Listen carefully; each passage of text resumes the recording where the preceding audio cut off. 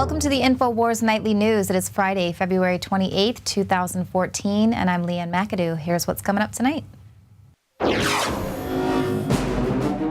Tonight, the TSA detains a libertarian blogger after seeing Bitcoin in his bag. And a Mexican holiday trumps the Bill of Rights in a T-shirt case that has reached federal court. Then, tension in the Ukraine builds as Russia moves into position for a possible military strike. All that, plus... InfoWars!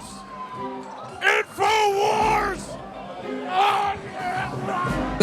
That's up next on the InfoWars Nightly News. Russian President Vladimir Putin stoked concerns that Moscow might begin using its military might to sway the outcome of the 3-month standoff in the Ukraine.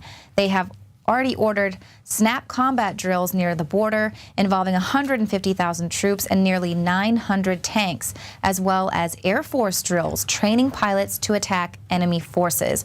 It seems like a clear indicator that Russia is preparing to invade the Ukraine. And now the interim government that's set up in the Ukraine after the violent coup that took place this week is calling on the United States and Britain to intervene militarily after unidentified soldiers stormed an airport in Crimea. The troops there, they made no apparent attempt to interfere with the running of the airport or trying to take over any key infrastructure. In fact, they were content with just strolling up and down the car park at a leisurely pace, apparently deliberately for the benefit of television cameras. But today, Russia has admitted that it has moved troops into the Ukraine to protect Black Sea Fleet's positions. Now, Ukraine, of course, this interim government is accusing Russia of staging an armed invasion.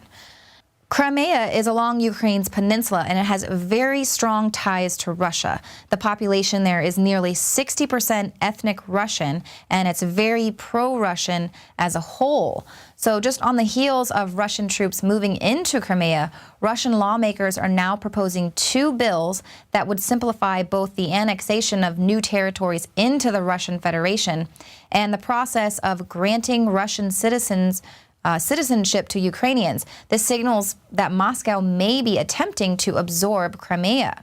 An unidentified Russian official told the Financial Times, if Ukraine breaks apart, it will trigger a war. They will lose Crimea because first we will go in and protect it, just as we did in Georgia in 2008. Now, given the latest developments, including Russia's recent military buildup and Sevastopol's city council handing power to a Russian citizen Monday evening, while more than 1,000 protesters were outside chanting Russia, Russia, it's highly unlikely that Moscow will be giving up Crimea without a fight, but clearly indicating just how involved and what a central role the U.S. played in the overthrow of their democratically elected government there.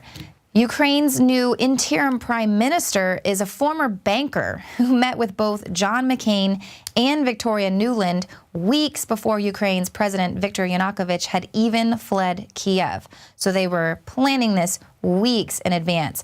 Now, back in December, around the same time that top U.S. diplomat Victoria Nuland announced that the U.S. had invested $5 billion to help Ukrainians achieve a new form of government, Senator John McCain met with Svoboda party leader Ole Tyanibok, and they shared the same stage at an event during which McCain gave the United States blessing for the opposition revolt.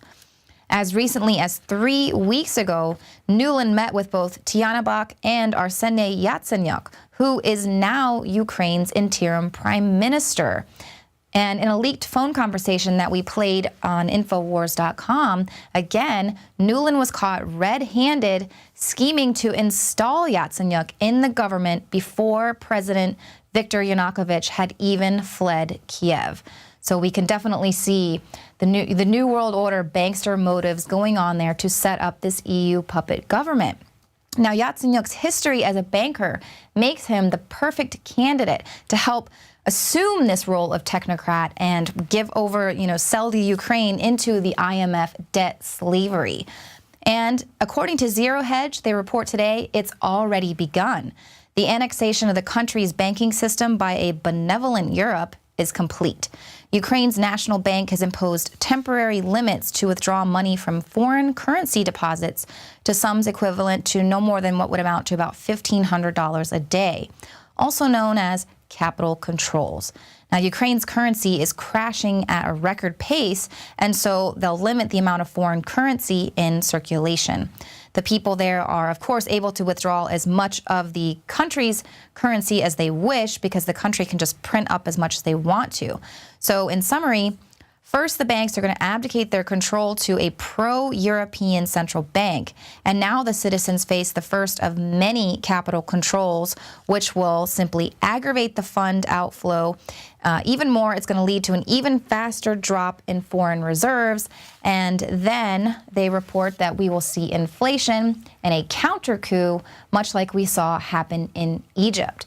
Now, today on the Alex Jones Show, Joel Skousen came on and he offered an alternative angle to what's happening in the Ukraine. I highly recommend you check that out. What he had to say was that the Russians aren't just so innocent as we might seem, that they might have a little bit more going on. It might not be as simple as just the EU and Soros in there, but perhaps the Russians manufactured this crisis as well sent some fake Ukrainians in to take over this actual authentic Ukrainian uprising, because no doubt the people there are well and truly tired of being controlled by Russian corruption.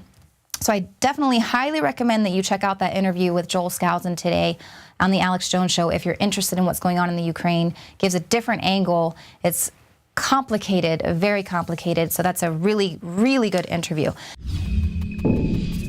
The globalist social engineers are not just targeting us with propaganda. They are manipulating our genetics. We are being targeted at every level by estrogen mimickers that lower our testosterone and other hormones and natural compounds that the body needs. After consulting top doctors, nutritionists, pharmacists, and others, we have developed what I believe is the ultimate non-GMO organic super male vitality formula, sourced from powerful organic herbs and then concentrated for maximum potency. Super Male Vitality was developed to activate your body's own natural processes instead of using synthetic chemicals. Super Male Vitality by InfoWars Life is so powerful that I only take half the recommended dose. For a limited time, we are offering 15% off Super Male Vitality at InfoWarsLife.com to introduce you to this powerful supplement. Visit InfoWarsLife.com today to secure your Super Male Vitality. InfoWarsLife.com.